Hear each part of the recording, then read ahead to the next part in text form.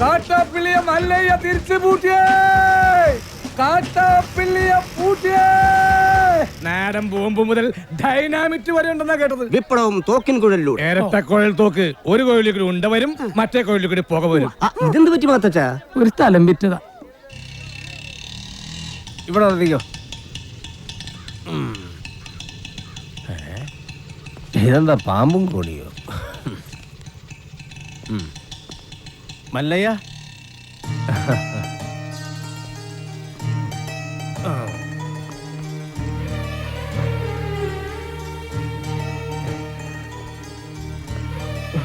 നന്ദിയുണ്ട്, ഒരുപാട് നന്ദിയുണ്ട്. ഇവിടെ ഇരിക്കെ. എനിക്ക് നിങ്ങളിപ്പോ ദൈവമാ. എന്റെ എല്ലാ കടങ്ങളും വീട്ടി. ഇനി ഒരുത്തിനൊരു ചില്ലി കാശ് കൊടുക്കാനുമില്ല. തോട്ടത്തിലെ കാര്യങ്ങളൊക്കെ ചന്ദ്ര തന്നെ നോക്കണം. ഇവിടെ തന്നെ താമസിക്ക വേണം. അതൊന്നും ശരിയാവില്ല മല്ലയ്യ. വിറ്റത് തന്നെ. കയ്യിൽ കുറച്ച് കാശ് ബാക്കിയുണ്ട്. അതുകൊണ്ട് ഞാൻ ആ പഴയ ചിട്ടി കമ്പനി തുടങ്ങാൻ പോവാ. അതിന് ക്ഷണിക്കാനാണ് ഞാൻ വന്നത്. എല്ലാ സപ്പോർട്ടും ഉണ്ടാവണം. എല്ലാം മംഗളമായിട്ട് വരും. തകി ചെക്ക് ബുക്ക് കൊടു.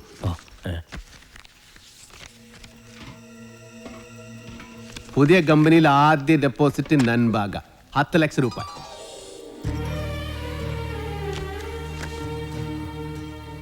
അത് മുങ്ങുന്ന കപ്പല. കപ്പിത്താനാണെങ്കിൽ പൂര വെള്ളവും. ആ കപ്പല് മുങ്ങൻ പാടില്ലടാ.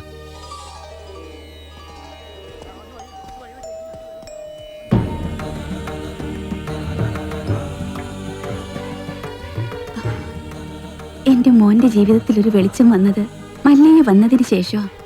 അതുകൊണ്ട് ഈ ദീപം തെളിയിക്കേണ്ടത് മല്ലയ്യ തന്നെയാണ്. അയ്യോ വേട, അത് അമ്മ തന്നെ. എങ്കിൽ രണ്ടുപേരും കൂടി അതങ്ങ് നടത്ത്.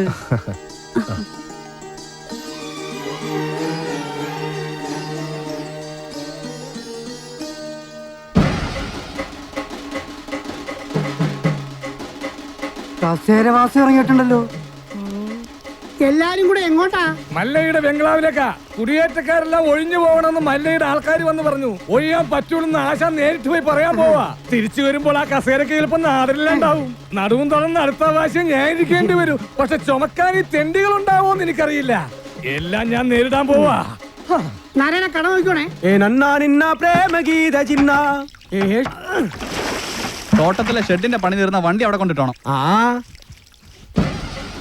അമ്പലത്തിൽ നിന്ന് ഏതോ പ്രതിഷ്ഠ വരുന്നുണ്ടല്ലോ. ഏയ്, അതേതോ ഡെഡ് ബോഡി കൊണ്ടുവരുന്നതാ. ഏയ്, ഡെഡ് ബോഡി ഒന്നുമല്ല, ജീവനുണ്ട്. ശരിയാണല്ലോ. ഇനി ഇവിടുത്തെ പോലെ രാജാവും ഇരിക്കുവോ?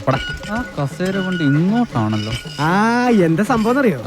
പെട്രോളിന് വില കൂടിയതുകൊണ്ട് പുള്ളി തന്നെ കണ്ടുപിടിച്ച പുതിയ വണ്ടിയാ കസേര വണ്ടി. നിങ്ങളാണോ മല്ലയ്യ? ഇത് മല്ലയ്യല്ല, മല്ലയുടെ സെക്രട്ടറിയേറ്റാ. ഞങ്ങൾക്ക് മല്ലയ്യയെ നേരിട്ടൊന്ന് കാണണം. എന്താ കാര്യം? അത് മല്ലയ്യയോട് പറയേണ്ട കാര്യം. മല്ലയോട് പറയേണ്ട കാര്യം ആദ്യം ഇവിടെ പറയണം. എന്നിട്ട് അദ്ദേഹത്തോട് പറയേണ്ട വല്ല കാര്യമാണെങ്കിൽ ഞാൻ അത് അവിടെ പോയി പറയും. അതാണ് എന്റെ ജോലി. ഹലോ, ഇവിടെ പറയുന്ന കാര്യങ്ങൾ അവിടെ പോയി പറയുന്നത് അത്രക്ക് നല്ല സ്വഭാവമല്ല.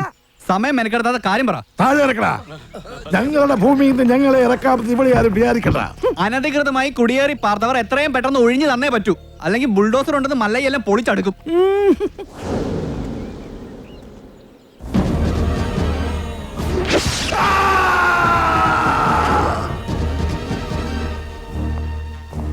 കാട്ടാപ്പിള്ളിയെ തോൽപ്പിച്ച് തോട്ടവും ബംഗ്ലാവും വാങ്ങിയപ്പോ ഒരു രക്ഷകനെത്തിയെന്ന നാട്ടുകാർ വിചാരിച്ചേ.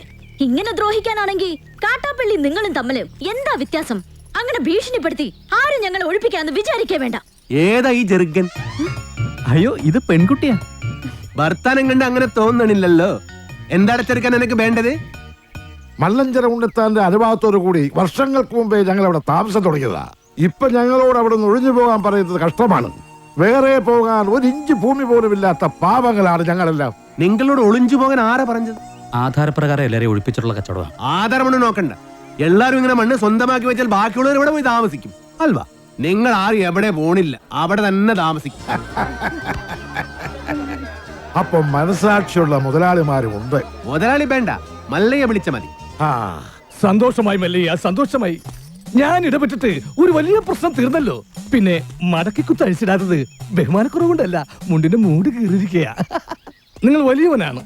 ഞാൻ വന്നപ്പോൾ മുതൽ ശ്രദ്ധിക്കുന്നു ആ ചങ്കൂറ്റം. പിന്നെ ആ അഹങ്കാരം, സംസാരിക്കുമ്പോഴുള്ള അക്ഷരസ്ഫുടത എല്ലാം എനിക്കിഷ്ടമായി. ഇന്നു മുതൽ ഈ അധ്വാനിക്കുന്ന തൊഴിലാളി വർഗവും അധ്വാനിക്കാത്ത ഈ ഗോപാലനും നിങ്ങളുടെ പിന്നാലെ ഉണ്ടാകും. നിങ്ങൾ മല്ലയല്ല, മുത്താണ്, മുത്തയ്യ. വിളിക്കണ മല്ലയാക്കി ജയ്, മല്ലയാക്കി. മുത്തേ മുത്തേ കന്നഡ മുത്തേ, കന്നഡ വെച്ചൊരു കന്നഡ മുത്തേ, കാക്കാം കീക്കാം മല്ലയ്യ.